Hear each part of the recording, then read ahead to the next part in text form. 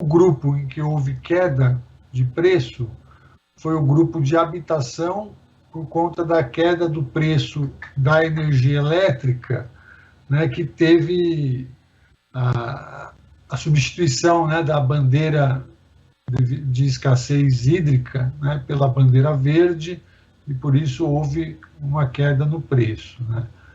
Agora, os demais, todos com alta. Na alimentação, chama atenção o aumento de preços do leite longa-vida, que foi de 10,31% no mês, né.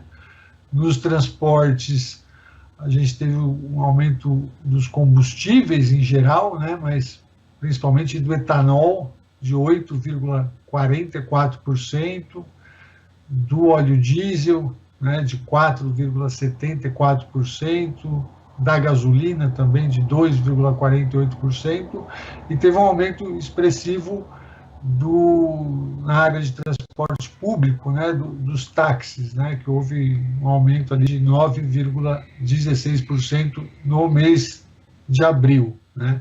Passagens aéreas também aumentaram bastante, 9,48%, e na área de saúde e cuidados pessoais, a gente teve alta dos produtos farmacêuticos, né? Lembrando que o governo autorizou reajuste de até 10,89% no preço dos medicamentos, né? A partir de 1º de abril. Então, a gente vê uma inflação bastante disseminada, e esse índice é o índice de abril, né? Então, ainda não captou esse último reajuste da Petrobras, né, anunciado na segunda-feira, né, no preço do diesel, né, um reajuste de 8,87% no preço do diesel. Então, o reajuste no diesel, a gente sabe que ele aumenta os custos, né, de produção, logística, transporte dos alimentos e de todas as mercadorias. Então, ele deve impactar agora no mês de maio e tornar a inflação, essa alta de preços, né, ou manter essa inflação elevada por mais alguns meses, né? Então, dessa forma, Glauco, o que se estimava, né, que o IPCA chegasse no fim do ano de 2022 ali entre 7% e 8%, essas estimativas já estão sendo revistas, né, para 9% e até 10%. Então, há o risco da gente terminar o ano com uma inflação ainda de 2 dígitos.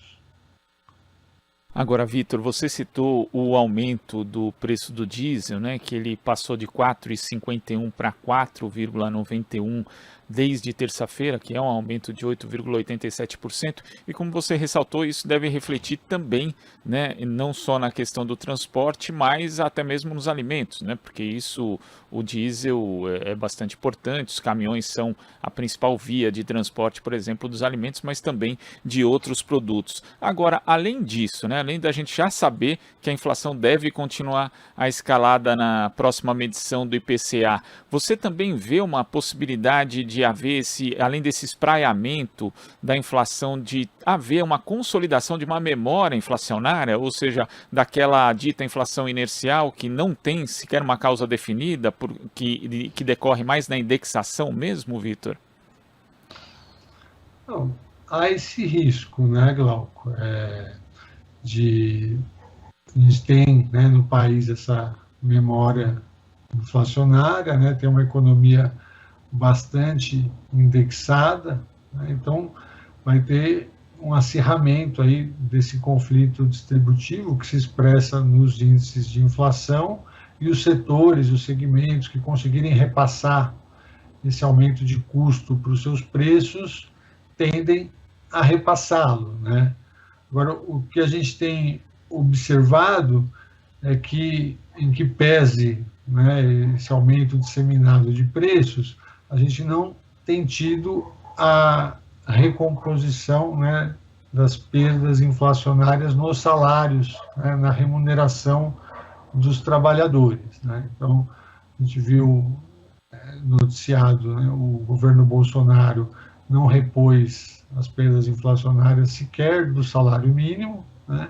E nós estamos vendo os resultados das negociações coletivas de reajustes salariais também com um percentual expressivo de categorias que não está conseguindo a reposição integral da inflação, né, no caso do INPC. Por outro lado, o governo tem aumentado bastante a taxa de juros, né? Então, não sei se a gente já pode falar, né, numa inflação inercial fora de controle, como a gente viveu, né, no passado, ali na década de 80, início da década de 90.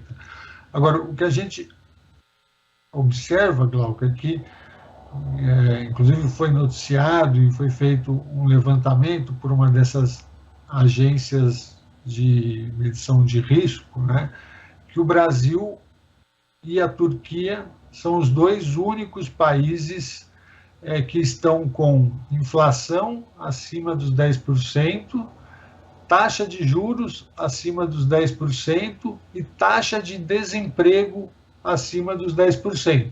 Né? Então, a gente está com esses três indicadores na casa dos 2 dígitos, né? O que é bastante incomum, né? Porque a gente tem casos de países que têm inflação e taxa de juros altas, mas taxa de desemprego baixa. Ou outros países que têm taxa de desemprego alta, mais inflação e taxa de juros baixas, né? No Brasil, nós estamos com os 3 indicadores muito ruins, né?